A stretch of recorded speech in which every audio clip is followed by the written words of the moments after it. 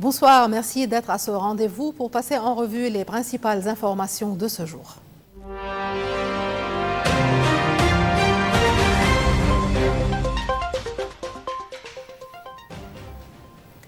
Au Liban Sud, le bilan des frappes israéliennes s'alourdit. Selon le ministère de la Santé, au moins 9 personnes ont été tuées, dont 2 enfants, dans un contexte de violence persistante malgré le cessez-le-feu. Une escalade meurtrière sur fond de trêve fragile. Les frappes israéliennes ont fait au moins 9 morts et 23 blessés dans plusieurs localités du sud du Liban, selon un bilan du ministère de la Santé. Parmi les victimes, 2 enfants. Les bombardements ont principalement visé Jebchit, Toul et Harouf, où les destructions touchent à la fois les habitations et les infrastructures civiles. Dans le détail, 4 personnes ont été tuées à Jebchit, 4 à Toul et 1 à Harouf.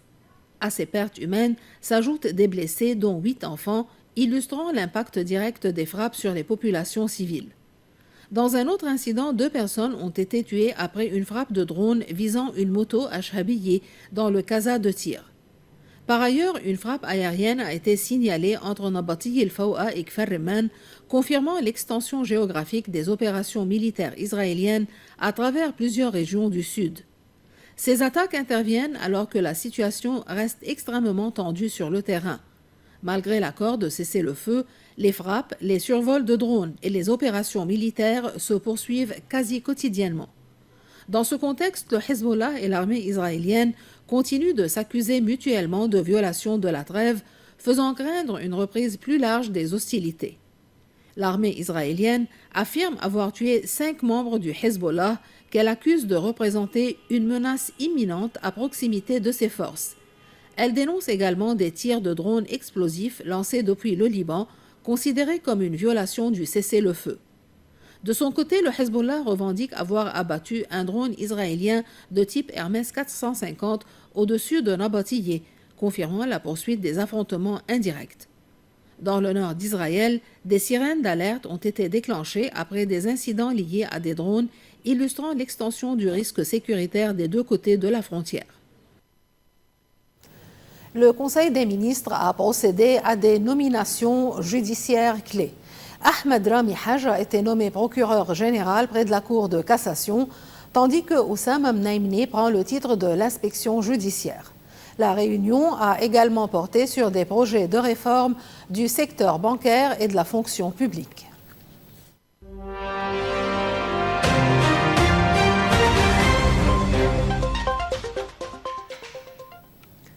Les États-Unis évoquent un blocus prolongé des ports iraniens alors que la crise dans le Golfe fait flamber les prix du pétrole et accentue les tensions économiques mondiales. Un conflit figé, mais aux conséquences bien réelles. À Washington, l'administration américaine se prépare à un scénario de blocus long des ports iraniens en réponse au verrouillage du détroit d'Ormuz par Téhéran. Un passage stratégique par lequel transitaient avant la guerre près de 20% des hydrocarbures mondiaux. Aujourd'hui, ce double blocus iranien et américain pèse lourdement sur les marchés énergétiques. Résultat immédiat, les prix du pétrole s'envolent. Le baril de Brent a dépassé les $126, un niveau inédit depuis plusieurs années, alimentant les craintes d'une crise économique prolongée. À Téhéran, le guide suprême iranien Mojtaba Khamenei a affirmé que les États-Unis avaient subi une défaite honteuse, dans un message au ton particulièrement offensif. Il évoque un nouveau chapitre pour la région, malgré les frappes qui l'ont blessé et son absence prolongée sur la scène publique. Le président Masoud Pezeshkian assure que le blocus américain est voué à l'échec, dénonçant une mesure contraire au droit international. Mais à Washington, la stratégie reste ferme. Les États-Unis n'excluent pas de prolonger ce blocus pendant plusieurs mois et cherchent désormais à élargir leur action. Selon les informations de la presse, l'administration américaine tente de mettre en place une coalition internationale pour sécuriser Ormuz, un projet baptisé Mécanisme de liberté maritime. Sur le plan militaire, Washington met en avant l'efficacité de sa stratégie. Selon l'amiral Brad Cooper, commandant américain pour le Moyen-Orient, 42 navires ont été interceptés en tentant de contourner le blocus, tandis que 41 pétroliers restent bloqués dans les ports iraniens. Le président Donald Trump assume cette approche, estimant que le blocus est plus efficace que les bombardements. Mais au Congrès, le coût de la guerre est estimé à 25 milliards de dollars, suscite de vives critiques. Du côté iranien, le ton est tout autre. Téhéran accuse Washington de vouloir provoquer un effondrement économique du régime en exerçant une pression maximale. Dans ce contexte, les négociations sont à l'arrêt. Les analystes évoquent une impasse prolongée. Les combats ont ralenti, mais aucune solution politique ne se dessine. Le conflit s'installe dans la durée.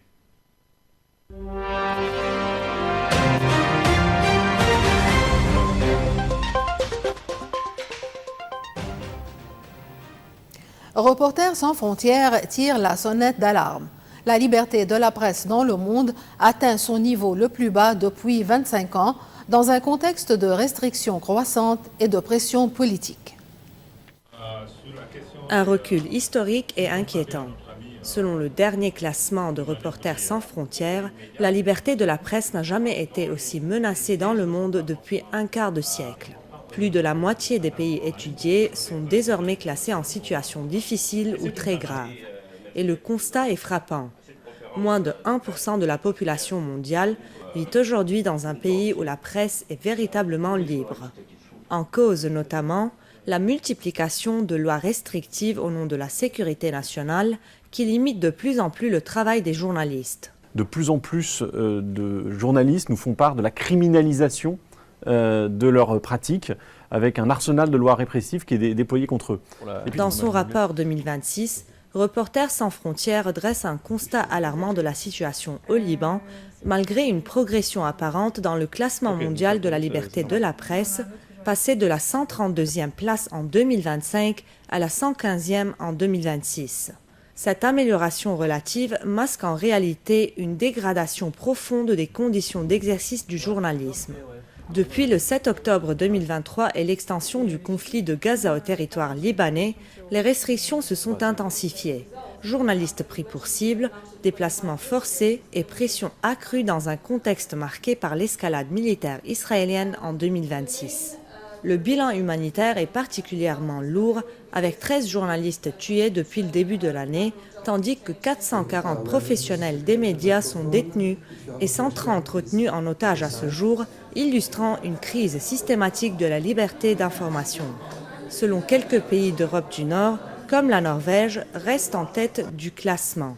La France, elle, se situe à la 25e place avec une situation jugée plutôt bonne. Mais ailleurs, la dégradation est marquée. Aux États-Unis, la liberté de la presse recule encore dans un climat tendu entre pouvoir politique et médias. Les Amériques dévissent dans le classement. Les États-Unis perdent 7 places et puis on voit des pays d'Amérique latine qui connaissent un déclin assez net, assez prononcé. Je pense notamment à l'Équateur et au Pérou. En Afrique, la situation est particulièrement préoccupante.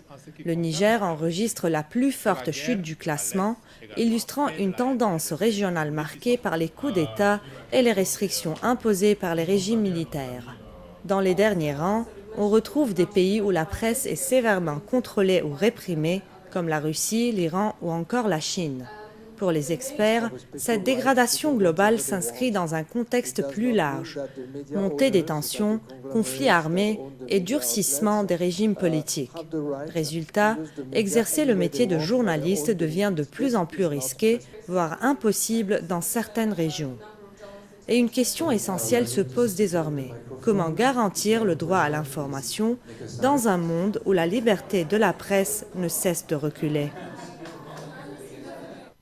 Alors que la crise énergétique mondiale s'aggrave sur fond de tensions géopolitiques, les appels à transformer en profondeur notre modèle énergétique se multiplient. À Paris, responsables politiques et experts tirent la sonnette d'alarme. Réunis au siège de l'Agence internationale de l'énergie, décideurs et experts dressent un constat sans appel. Le monde traverse une crise énergétique d'une ampleur inédite. En cause, notamment, la guerre au Moyen-Orient, qui a profondément perturbé les circuits d'approvisionnement, révélant une dépendance persistante aux énergies fossiles. La fermeture du détroit d'Ormuz, par où transiter près de 20% du pétrole et du gaz naturel liquéfié mondiaux, a provoqué un choc immédiat sur les marchés. Le baril de Brent dépasse désormais les $126, soit un prix qui a doublé depuis le début de l'année, pesant lourdement sur les économies. Face à cette instabilité, le message est clair. Il faut changer de cap. Pour Murat Kurum, président de la prochaine conférence des Nations Unies pour le climat et ministre de l'Environnement turc, l'urgence est d'accélérer la transition vers des énergies propres. L'économie mondiale doit changer de modèle énergétique, affirme-t-il. Un tournant jugé crucial pour réduire la dépendance aux énergies fossiles et sécuriser l'avenir énergétique mondial, dans un contexte où crises géopolitiques et enjeux climatiques s'entremêlent. Un défi majeur qui restera au cœur des discussions de la COP31 à Antalya en Turquie, la prochaine conférence climat devra transformer ces alertes en actions concrètes alors que le temps presse pour concilier sécurité énergétique et lutte contre le réchauffement climatique. Et enfin, une nouvelle de l'Ukraine. Près de Kharkiv, au cœur de la guerre, un prêtre a choisi de ne plus accompagner les morts, mais de soutenir les vivants. L'aumônier Mykola Bagirov partage désormais le quotidien des soldats entre foi, peur et résilience. Au plus près du front, une autre forme de combat. Dans une forêt du nord-est de l'Ukraine, à quelques dizaines de kilomètres des lignes de bataille, Mykola Bagirov célèbre la liturgie devant des soldats rassemblés autour d'un autel improvisé. Ancien secrétaire de diocèse, cet homme de 39 ans a fait un choix radical au début de l'invasion russe en 2022. Après avoir enchaîné les funérailles de soldats tombés au combat, il décide de changer de mission. « Je ne veux plus enterrer personne. Je préfère être avec eux, les voir vivants », confie-t-il.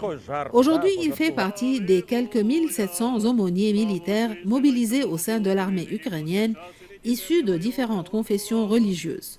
Son rôle dépasse largement le cadre spirituel. Il écoute, conseille, aide parfois à résoudre des problèmes personnels ou familiaux à distance. Pour les soldats, il est à la fois prêtre, confident et soutien moral. Mais la guerre laisse des traces. Face à la mort omniprésente, certains militaires doutent, voire ils rejettent la foi. Ils détestent Dieu, explique-t-il, évoquant la colère de ceux qui ont perdu des proches au combat. Sa réponse reste simple, encourager l'honnêteté même dans la prière. Avec la multiplication des drones et des frappes, l'aumônier ne peut plus toujours se rendre en première ligne. Il maintient le lien à distance, par téléphone ou en ligne. Avant les départs au front, il rencontre les soldats, les accompagne, puis les retrouve à leur retour transformés. Quand ils reviennent, ce sont eux qui me parlent de Dieu, dit-il.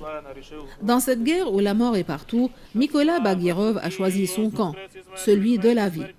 Et au milieu du chaos, sa mission reste la même, redonner un sens là où tout semble en avoir perdu. Et c'est ici que s'achève notre journal. Merci et bonsoir.